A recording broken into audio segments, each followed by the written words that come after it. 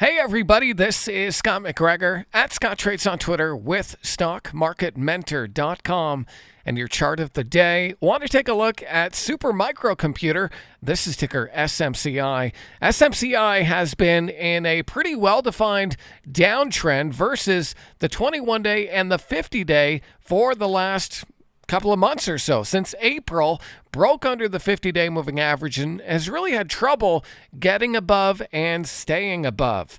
But not today, baby. We got a nice push through the 50-day moving average, and it came on higher than average volume. So I can see pretty clear short-term support right around that $811 range, and I can see that this has broken through a clear downward sloping trend line.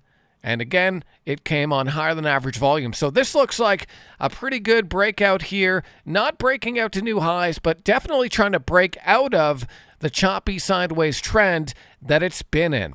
Now, in terms of short-term price targets, I'd probably look up here at around $1,000 or just above for swing traders. But if it can get above that $1,015 level, then I would expect Super Micro to come back up here right around 1100. So that's just one of many setups we're looking at tonight over at StockMarketMentor.com. If you want to see my complete watch list, click that link, take a trial, and then I'll see you on the other side.